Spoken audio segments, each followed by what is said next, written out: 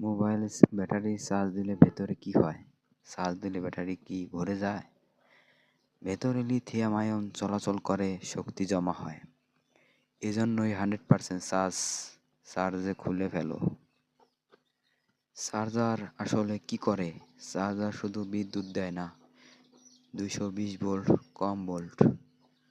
Phone সুরক্ষা, নকল charger বিপজ্জনক। সাউন্ড বক্সে শব্দ আসে কিভাবে?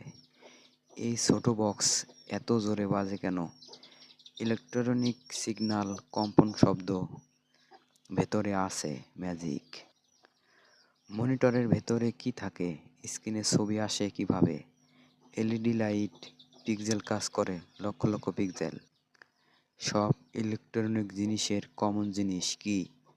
সব ডিভাইসে একটা জিনিস কমন, বিদ্যুৎ সার্কিট। বিদ্যুৎই আসল বস।